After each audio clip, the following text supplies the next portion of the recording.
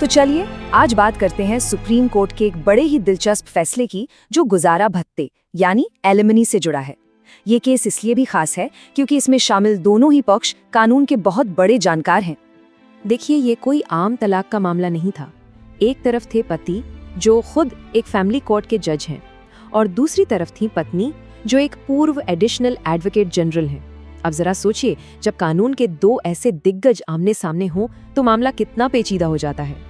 तो सवाल यही उठता है कि जब इन दोनों की शादी टूटती है और मामला देश की सबसे बड़ी अदालत तक पहुंचता है, तो नतीजा क्या होता है। ये एक ऐसी कानूनी लड़ाई थी जहां सिर्फ रिश्ते ही नहीं बल्कि एक अच्छी खासी रकम भी दांव पर लगी थी। तो चलिए सबसे पहले बात करते हैं उस फैसले की जो इस कहानी का सबसे अहम मोड़ है। जानते हैं कि सुप्रीम कोर्ट ने आखिर क्या कहा। सुप्रीम कोर्ट ने तलाक को तो मंजूरी दे दी, उसे बरकरार रखा, लेकिन जो असली फैसला आया वो था गुजारा भत्ते की रकम को लेकर, और इसी फैसले के साथ एक लंबी कानूनी लड़ाई का अंत हो गया। सुप्रीम कोर्ट ने जो फाइनल रकम तय की वो थी 50 लाख रुपए। जी हाँ, पूरे 50 लाख। ये पहले की अदालत के फैसले से काफी ज्यादा थी।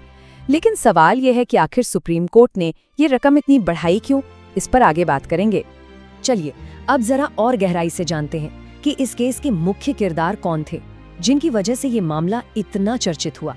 जैसा कि हमने पहले भी बात की, पति एक फैमिली कोर्ट के जज हैं और पत्नी एक बहुत ही सीनियर वकील जो सरकार के लिए एडिशनल एडवोकेट जनरल यानी एजीबी रह चुकी हैं। मतलब साफ है, दोनों ही पक्ष कानून की बारीकियों को बहुत अच्छी तरह से समझते थे। अब ये तो समझ आ गया कि मामला हाई प्रोफाइल क्यों था, पर ये सुप्रीम कोर्ट तक पहुंचा कैसे?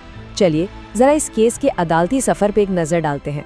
तो कहानी शुरू होती है हाई कोर्ट से, जहां पति को तलाक मिल गया और गुजारा भत्ते की एक रकम भी तय हो गई। लेकिन पत्नी इस फैसले से खुश नहीं थी, इसलिए उन्होंने इसे चुनौती दी देश की सबसे बड़ी अदालत यानी सुप्रीम कोर्ट में। और फिर आया वो आखिरी फैसला जिसने सब कुछ बदल दिया। तो हाई कोर्ट ने सबसे पहले पति को एक वन टाइम सेटलमेंट यानी एक मुश्त रकम देने का आदेश दिया था, और ये रकम थी 30 लाख रुपए। लेकिन असली मोड़ तो तब आया जब मामला सुप्रीम कोर्ट पहुंचा। सुप्रीम कोर्ट को लगा कि ये रकम काफी नहीं है और उन्होंने इसे बढ़ाने का फैसला किया, और यहीं से ये केस और भी ज्यादा दिलचस्प हो जाता है।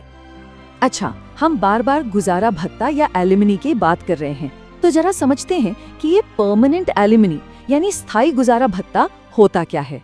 देखिए, सीधे शब्दों में कहें तो ये तलाक के बाद दी जाने वाली एक मुश्त रकम है।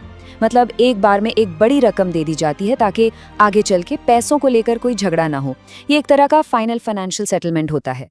तो अब आते हैं इस केस के सबसे जरूरी सवाल पर कि सुप्रीम कोर्ट ने जो ये रकम बढ़ाई, इसका क्या महत्व है? ये बढ़ोतरी इतनी खास क्यों है?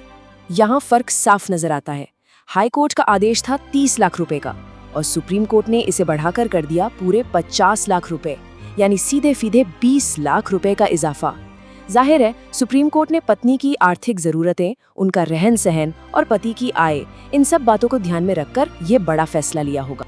तो कुल मिला के इस पूरे मामले से क्या निकला? पहली बात, तलाक तो हो गया, उस पर कोई बदलाव नहीं हुआ। लेकिन दूसरी और सबसे अहम बात, गुजारा भत्ते की रकम 30 लाख से बढ़कर 50 लाख हो गई।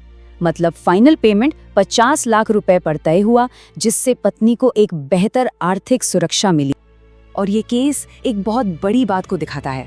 ये बताता है कि हमारी न्याय व्यवस्था में निचली अदालतों के फैसलों को दोबारा जांचने और उनमें सुधार करने की गुंजाइश हमेशा रहती है, ताकि सही मायनों में इंसाफ हो सके। तो ये पूरा मामला हमें एक बहुत अहम सवाल के साथ छोड़ जाता है। आज के बदलते दौर में जहां पति पत्नी दोनों काम कर रहे हैं, आर्थिक रूप से मजबूत हैं, वहां तलाक के मामलों में गुजारा भत्ता तय करने का सही आधार क्या होना चाहिए? अदालतें दोनों की आर्थिक स्थिति और जरूरतों के बीच एक सही संतुलन कैसे बना सकती हैं? ये एक ऐसा सवाल है जिस पर सोचना बहुत जरूरी है।